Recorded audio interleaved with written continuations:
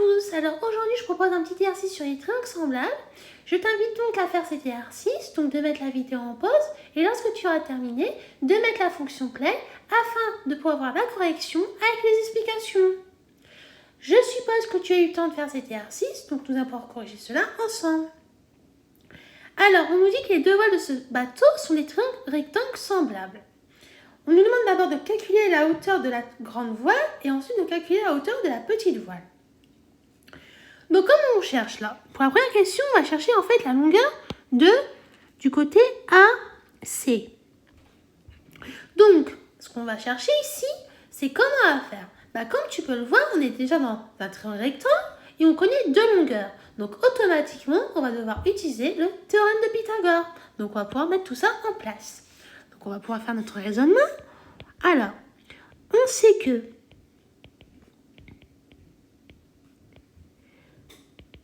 le triangle ABC est rectangle en A. Or, d'après le théorème de Pythagore, on peut dire que BC au carré est égal à BA au carré plus AC au carré. Pourquoi? Parce qu'on sait que BC, c'est notre plus grand côté de notre triangle rectangle, parce que c'est l'hypoténuse, et bien sûr, les deux autres côtés, c'est BA et AC. Donc, en remplaçant par les longueurs données, on a... Donc, on sait quoi? On sait que BC mesure 5,3 mètres. Donc, on va avoir 5,3 au carré, qui est égal à BA au carré plus AC au carré. Mais BA, on sait que c'est 2,8, donc on va écrire 2,8 au carré. Et notre AC, c'est ce qu'on cherche. Donc, on va laisser AC au carré. D'après notre calculatrice, 5,3 au carré, ça nous donne 28,09. Donc, on va écrire 28,09. On sait aussi que 2,8 au carré, d'après notre calculatrice, ça nous donne 7,84. Plus AC au carré. Mais nous, ici, on cherche à avoir AC au carré. Donc, pour avoir AC au carré, tu vas devoir faire 28,09 moins 7,84. Et quand tu fais ce calcul-là à l'aide de ta calculatrice, tu vas trouver 20,25. Or, nous, on ne cherche pas à avoir AC au carré, on cherche à avoir la longueur de AC. Donc, pour avoir la longueur de AC, tu vas devoir utiliser la racine carrée. Donc, là, on va faire AC est égal à la racine carrée de 20,25. Et donc, ça, d'après notre calculatrice, ça nous donne 4,5. Donc, ça veut dire quoi? Ça veut dire que AC mesure 4,5 mètres. Mais attention, dans ce type d'exercice, et même au brevet, lorsqu'on te demande là ici de calculer la hauteur de la grande voile, il faut que tu termines par une phrase-réponse. Donc, on va rédiger la phrase-réponse. Donc, on va écrire la hauteur de la grande voile est 4,5 mètres. D'accord? Et là, on a terminé de faire la première question. Maintenant, on va passer à la question numéro 2. Maintenant, on va nous demander de déterminer la hauteur de la petite voile, donc c'est-à-dire la longueur de ED. Donc, comme tu peux le constater, maintenant on connaît aussi la longueur de AC. On a trouvé que c'était 4,5 mètres. Donc, en plus, on sait quoi? On sait que les triangles rectangles sont semblables. Donc, on va pouvoir utiliser notre raisonnement. Comme on sait que notre triangle sont semblables, donc ça veut dire quoi? Si deux triangles sont semblables, alors les longueurs des côtés homologues sont proportionnelles. Donc déjà, ce qu'on va faire, on va faire un petit brouillon, si tu veux. On va définir les côtés qui sont homologues, d'accord? Et ensuite, on va pouvoir faire notre raisonnement au propre pour pouvoir ensuite calculer la hauteur de la petite voile. Donc, on va faire un petit brouillon. Je vais mettre en bleu. Brouillon. Alors, si je mets triangle, alors le premier triangle, ça serait ABC. Et le deuxième triangle, ça serait DFE.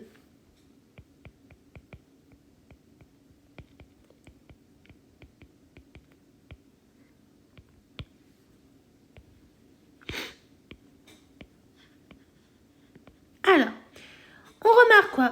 Tout de suite, on sait que les côtés BC et EF sont homologues. Donc déjà, on peut écrire ça. On peut écrire que le segment BC est homologue au segment EF. Ensuite, on peut dire aussi que le côté AC et le côté DE sont homologues. Donc on va écrire ici AC et on a dit DE.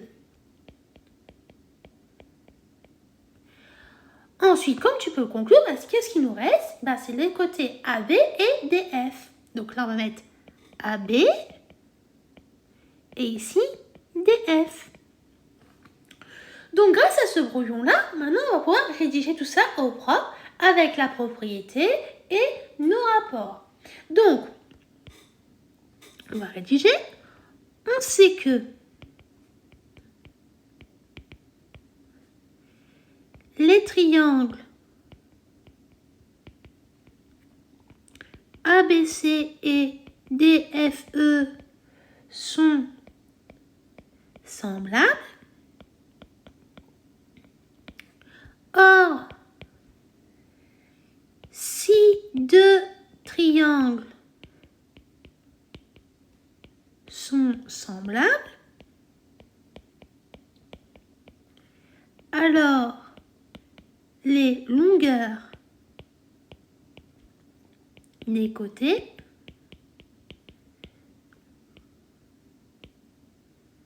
homologues sont proportionnelles.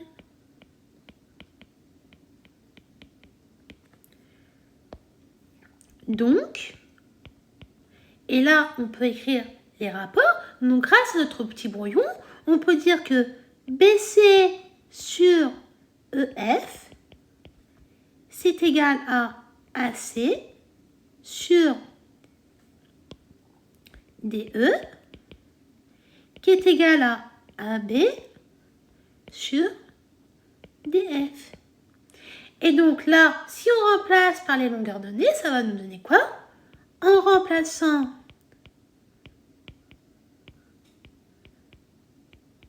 par les longueurs données,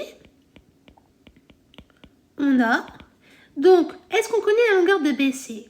La réponse est oui. On nous a dit que c'est égal à 5,3. Donc, ça nous fait 5,3 sur...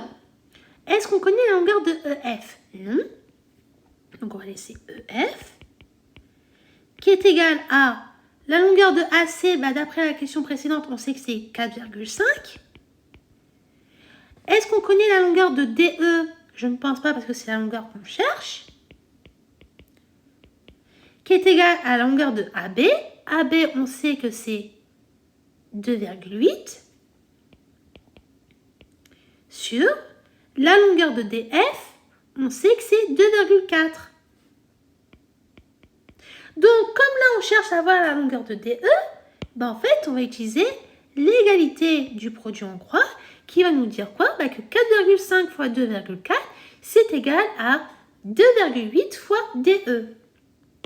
Donc, on va écrire ça comme 4,5 fois 2,4 est égal à 2,8 fois DE. Donc, DE est égal à 4,5 fois 2,4, le tout divisé par 2,8. Et ça, d'après notre calculatrice, ça va nous donner quoi? 4,5 fois 2,4, le tout divisé par 2,8, ça nous donne environ